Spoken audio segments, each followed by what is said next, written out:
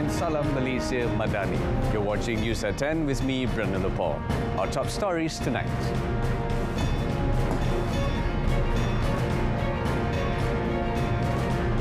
Government does not interfere in investigations carried out by law enforcers.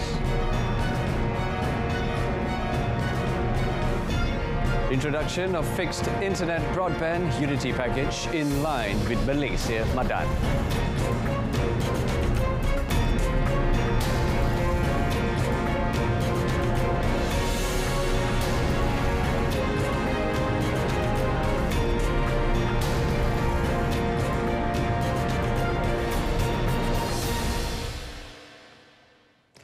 Prime Minister Dato Sri Anwar Ibrahim today stressed that the unity government under his leadership does not interfere in the investigations carried out by any law enforcers, including the investigation conducted by the Malaysian Anti-Corruption Commission (MACC) against Parti Pribumi Bersatu Malaysia Bersatu. Speaking at a press conference after chairing the weekly cabinet meeting today, Dato Sri Anwar said the investigation, enforcement and judiciary bodies remain independent to carry out their respective investigations. He said it was irresponsible for the opposition party to make accusations against the unity government relating to the issue.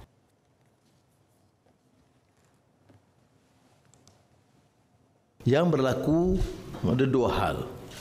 Pertama ada laporan yang dibuat pada pihak PDRM dan SPRM tentang penggunaan wang oleh Parti Bersatu. Kedua, saya menjalankan kerja saya, tugas saya di Kementerian Kewangan dan melihat projek-projek yang mendalam belanja terlalu tinggi tanpa proses tender. Kalau proses tender itu tidak dilakukan umpamanya dan kos itu tidak melambung, itu tidak jadi isu. Ya? Dia bukan kita menghukum sesiapa. Dato Sri Anwar said Bersatu leadership should explain how they managed to get over 300 million ringgit in funds in such a short time.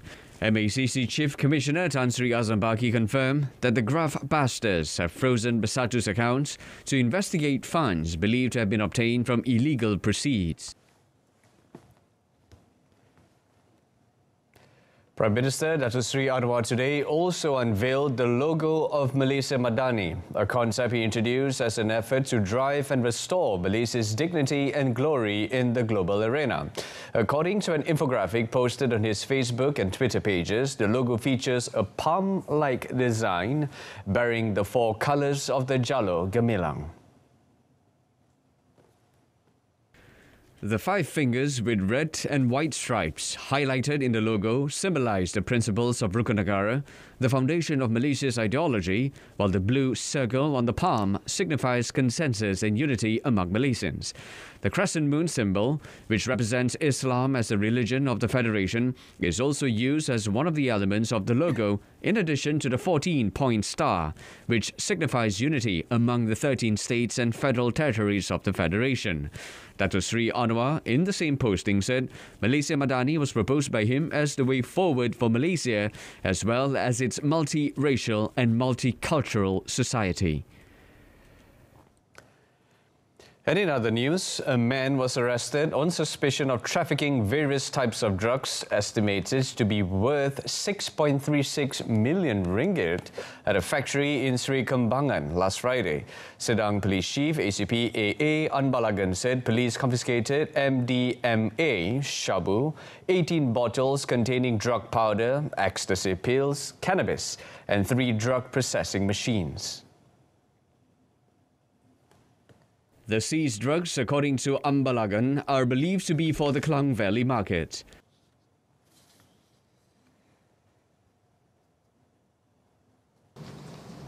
Hasil serbuan pihak polis telah berjaya merampas 3 kotak. Di dalamnya mengandungi 47 paket plastik disyaki dadah MDMA, iaitu methamphetamine dioksi methamphetamine. Anggaran berat 70,719 gram dan 16 bekas plastik lut sinar berisi bahan disyaki dadah MDMA juga, anggaran berat 52,330 gram. He said this in a press conference at the Sedang Police Headquarters today. During the raid, police also seized 10,000 ringgit in cash and 2 vehicles. He said the suspect rented the premises under another company's name to mislead the authorities, adding that he was believed to have been distributing, processing drugs and acting as a runner since a year ago.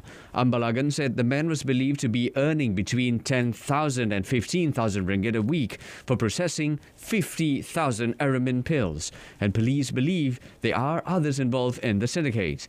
The suspect is on a 7-day remand until tomorrow for investigation under Section 39B of the Dangerous Drugs Act 1952.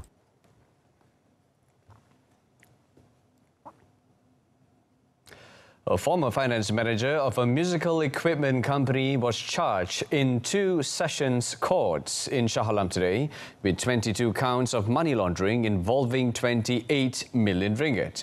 Fu Yongxian, 35, pleaded not guilty to all the charges, which were read out separately before Judge Muhammad Anas Mahadze and Judge Nur Azlin Othman. In the case before Muhammad Anas, Fu was charged with 10 counts of receiving and disposing of 9.6 billion ringgit, believed to be proceeds from unlawful activities, while the remaining 12 charges involving transferring and disposing of 18.4 million ringgit were before Nur Azlin. He was alleged to have received the money through checks and transferred it online from a bank account belonging to the company into his own personal account and several other company accounts. Deputy Public Prosecutor Muhammad Zulfadli Muhammad Nawawi prosecuted in both cases, while Fu was represented by lawyer To Minrik. Fu was allowed bail of 154,000 ringgit with 2 sureties for all the charges and was also ordered to report himself to the nearest police station once a month. Following an application by the prosecution, the case before Muhammad Anas is to be transferred and tried together with the case before Nur Azlin on 22nd March. A motorcycle workshop in Jalan Gudwara, Georgetown, popular with mud rempit who come to modify their machines for illegal racing, was raided by the authorities today. Now, this is the second time the workshop has been raided, with the first taking place last year. State Road Transport Department JPJ Director Adenan Mat Isa said despite last year's raid, the workshop continued to modify motorcycles. He said JPJ found 14 motorcycles being modified in the raid. Pengubahsuaian yang dibuat ke atas motosikal itu dibanyakkannya ialah digunakan di atas jalan yang lurus bagi tujuan perlombaan. Memang kita tahu bahawa tujuan pengubahsuaian ini mungkin digunakan oleh pemilik bagi tujuan menyalahi peraturan dan undang-undang lah. Briefing reporters today, he said, State JPJ identified 12 motorcycle workshops in the northeast and southwest districts involved in modifications. However, in today's raid, only 5 workshops were open. From the 5 raids, 24 motorcycles had been modified involving 30 offences, where 66 summonses were issued. The Unity government today announced the introduction of the fixed internet broadband Unity package, which is aimed at helping the B40 households, veterans, persons with disabilities and senior citizens to enjoy broadband services at a lower price. Minister of Communications and Digital Fahmi Fadzil said the introduction of the package was in line with the government's Madani concept and commitment to reduce the people's costs of living. He said the package offers internet services with speeds of up to 30 Mbps, along with unlimited data that costs only 69 ringgit a month. According to Fahmi in a statement today, it will be offered from March onwards with a 24-month subscription contract. The price is 22% cheaper than the price of other packages available with the same specifications, which is around 89 ringgit. Now, this means the people will be able to save 480 ringgit throughout the contract period. Fahmi said the package is offered with the cooperation of existing fixed internet broadband service providers, namely Telekom Malaysia, TM, Celcom Digi, Maxis, U Mobile, YTL, Time Berhad, and Astro. The minister said the initiative was not only in line with the government's aspiration to alleviate the people's burden, but also an indicator that the unity government and service providers really cared about the people's needs and well-being.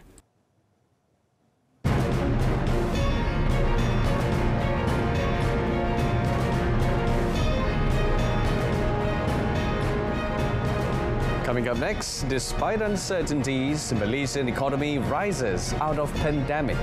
Stay with us.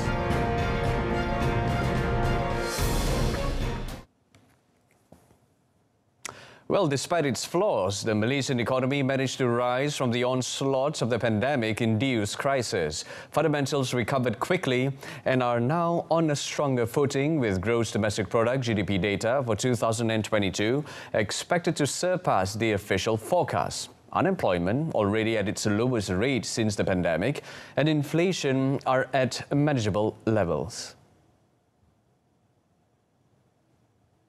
Some analysts argue that even if a global economic recession were to occur this year, it would be a brief one. Even the World Bank and the International Monetary Fund expect the global economy to slow down as opposed to full-blown recession like in 2020. Secara keseluruhan, memang pertumbuhan ekonomi pada keseluruhan tahun 2022 boleh melebihi 8%. Ini juga disebabkan oleh kesan asas rendah yang berlaku pada tahun 2021. Dan secara keseluruhan juga kita tengok prospek ekonomi juga dijangka lebih baik dengan kita lihat asas-asas ekonomi yang lain berada pada tahap yang stabil. Contohnya kita sudah lihat kadar inflasi yang sudah pun berada pada tahap yang lebih stabil daripada sebelumnya. As a result, Professor Irwan Shah said, it seems that the outlook of the global economy for 2023 would not be as bad as what was forecast initially. Shell delivered a record $40 billion profit in 2022. The energy giant said, capping a tumultuous year in which a surge in energy prices after Russia's invasion of Ukraine allowed it to hand shareholders unprecedented returns. The British company's record earnings, which more than doubled from a year earlier, mirror those reported by US rivals earlier this week and are certain to intensify pressure on governments to further raise taxes on the sector. Annual profit reached $39.9 billion, more than doubling from a year earlier and far exceeding the previous record of $31 billion in 2008. The gains were driven by higher oil and gas prices, robust refining margins and a strong performance from Shell's trading business. Shell also posted record fourth quarter profit of $9.8 billion on the back of a strong recovery in earnings from liquefied natural gas (LNG) trading, beating analysts' forecasts for an $8 billion profit.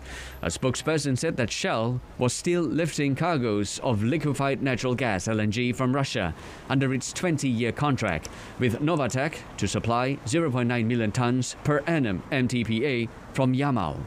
Russia's war in Ukraine has sparked huge volatility in oil, gas and power markets around the world, from which Shell and its rivals benefited through their large global footprint and leading trading operations. Governments struggling with soaring energy bills responded by imposing windfall taxes on the energy sector. Shell said it expects to incur around $2.4 billion in accounting costs related to the levies in 2022.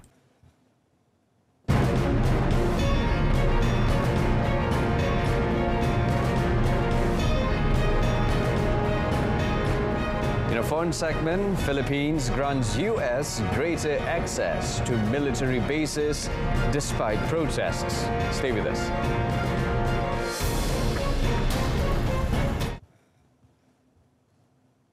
But first, Malaysia condemns in the strongest possible terms the relentless and ferocious suppression campaign by Israel against the Palestinians, especially against detainees from Jenin in the West Bank.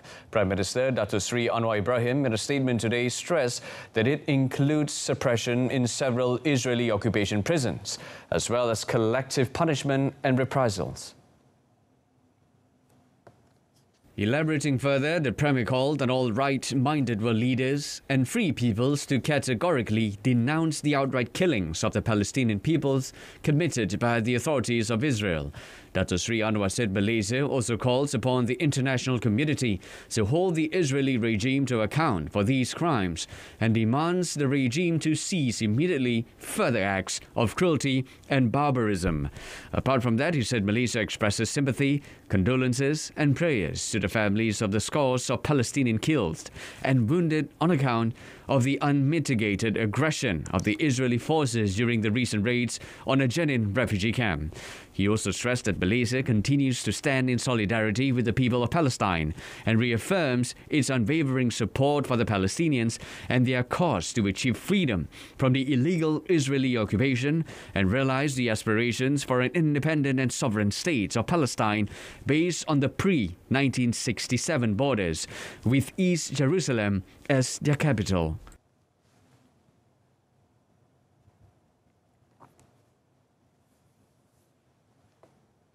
Air quality in Bangkok exceeded the safety threshold and reached an unhealthy level today due to stagnant weather conditions. Concerned residents were seen wearing face masks on the streets.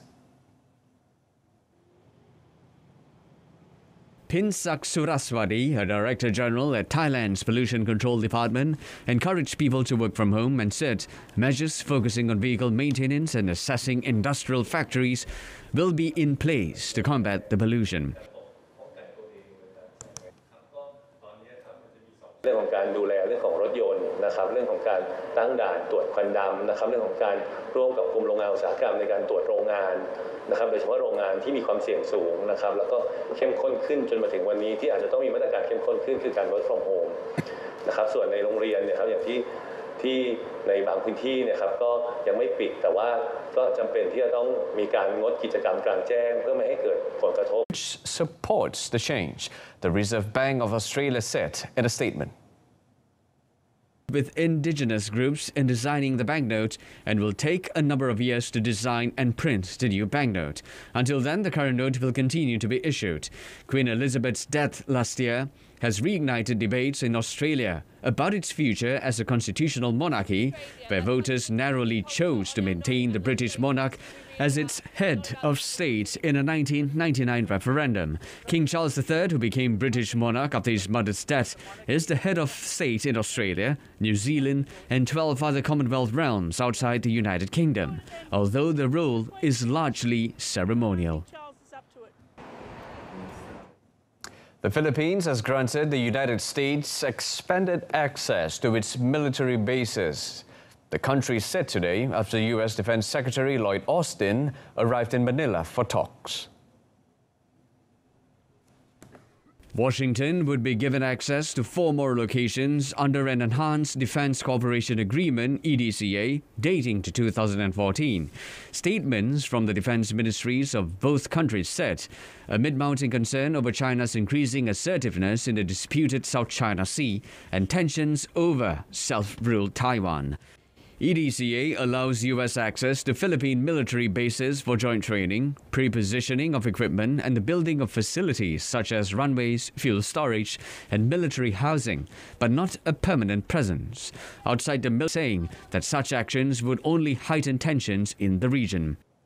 Filipinos do not need additional American troops and facilities in the country. It will only serve to increase the tensions in the South China Sea and the Taiwan Strait. And deploying additional facilities and troops in the Philippines will drag the country into the conflict which is between China and the United States. Russia said its forces continue to eliminate Ukrainian manpower and attacked ordnance depots and military equipment in multiple directions, while the Armed Forces of Ukraine, AFU, claimed it struck more than 10 areas of concentration of Russian forces. According to the report of the Defense Ministry of Russia, 2 motorboats and up to 10 personnel of AFU landing forces have been eliminated near Lake Kruglik in Kherson direction. Within the counter-battery warfare, 3 AFU ordnance depots in the region have been destroyed, the ministry said. Russian armed forces have also destroyed Ukraine's artillery ordnance manufacturing workshops in Sumy region, according to the report. In addition, Russian forces continued to neutralize Ukrainian personnel and military equipment in Kupiansk, Krasny Liman, Donetsk, and Zaporizhia directions.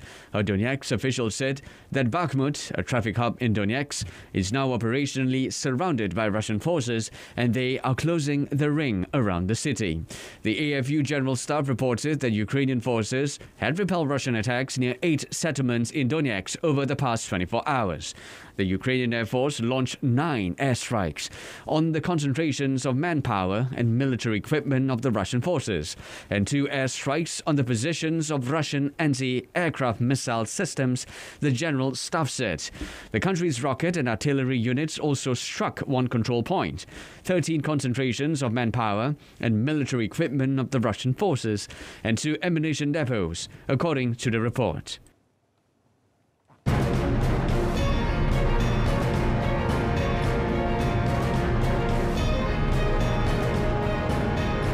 And in sports, FIFA posts a positive advantage for countries' football development. Stay with us.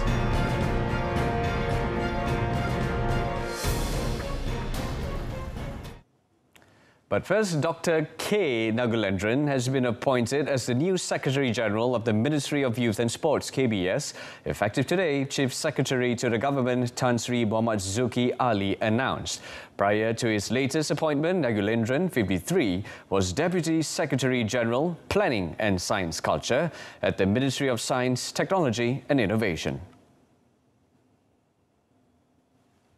In a statement released, Tan Sri Muhammad Zuki said Dr. Nagulendran's appointment was based on his qualifications, leadership attributes and extensive experience and knowledge in the development of future generations. He said he was confident of Nagulendran as with the experience and credibility he has to lead KBS, he can carry out his responsibilities with integrity and professionalism in an effort to fulfill the aspirations of Madani Malaysia towards producing patriotic, united, disciplined and sports-cultured youths in the interests of national unity and development. Dr. Nagulendran has served the civil service for 28 years as an administrative and diplomatic officer starting on 25th January 1995, and throughout his service, he has held several positions in human resources, policy planning and strategic technology at the Ministry of Science, Technology and Innovation. Football Association of Malaysia, FAM President Dato' Hamidin Mohamad Amin says winning the FIFA Council post was not a personal achievement but rather a victory for the nation and development of football in the country. The FIFA Council post is also a victory for the development of futsal, women's football, beach football and all activities related to football in the country and world. He said there are many matters that need to be put forward, so it will be an advantage for Malaysia when he is in the Council, as many things can be done for the future of football in Malaysia and Asia. Dato' Hamidin also said that the post will certainly be a very major responsibility for him to shoulder and ensure the development of football in Malaysia, ASEAN, Asia and the world. Earlier, Dato' Hamidin, who was serving as an AFC Executive Council member during the previous term, won the post of FIFA Council member after 7 cornered fights and will serve the 2023 to 2027 term. Also in the FIFA Council are Sheikh Hamad Khalifa A. Al-Thani from Qatar, Kozo Tashima from Japan, Mariano Areneta Jr. from the Philippines, and Yazeh H. Almi Sehal from Saudi Arabia. Meanwhile, the FAM President thanked Prime Minister Dato' Sri Anwar Ibrahim for his support and encouragement during his meeting with the latter. Al-Sultan Abdullah Yatuddin Al-Mustafa Billah Shah had served in the FIFA Council from 2015 to 2019, while the late Tan Sri Hamzah Abu Samah held the FIFA Vice President's post for 8 years, from 1982 until 1990. Penang FC are determined to take a proactive approach to fight for a top 6 finish in the 2023 Super League, which is scheduled to begin on 24th of February.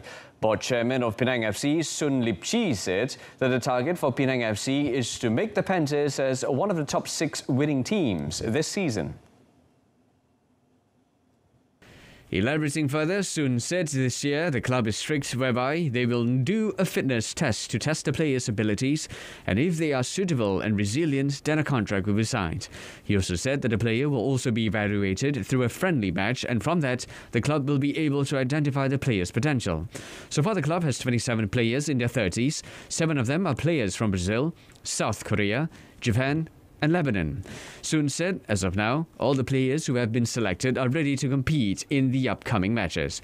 He said the club has started to prepare them for the upcoming Super League match, which will be held on 25th February, and the players have also been in training since mid-December.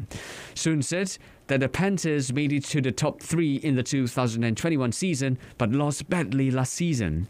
Penang FC finished poorly in the bottom of last season's Super League with only 2 wins, 5 draws and 15 defeats.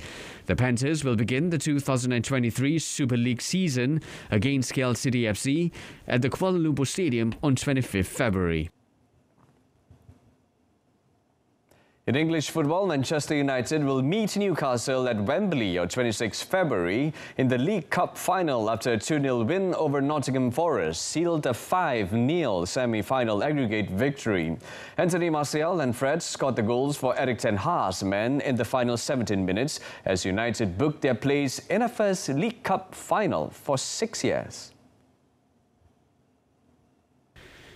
Given the one-sided nature of the first leg, there was little attacking intensity in the earlier part of the first half in the second. It took until the closing stages of the first half for either goalkeeper to be properly called into action. However, neither side conceded to a goal. Into the second half, Ten Hag brought in Marcus Rashford, Jadon Sancho and Anthony Martial just past the hour mark to increase the home side's attacking threat. It did not take long for the deadlock to be broken. In the 73rd minute, Rashford saw a shot blocked and Martial was on hand to slam home the rebound. Just 3 minutes later, Rashford had a second assist. After a fine cross from the outside of his right foot from Bruno Fernandes, Rashford held the ball back across the face of goal, allowing Fred to nudge it home from barely a yard out.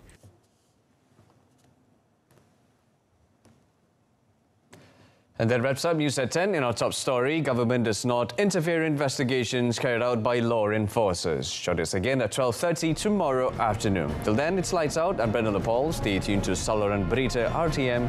Have a pleasant evening and take care. Di Malaysia juga tidak terkecuali. Tetapi, rakyat tidak pernah merasa sebarang kenaikan kerana subsidi tahan.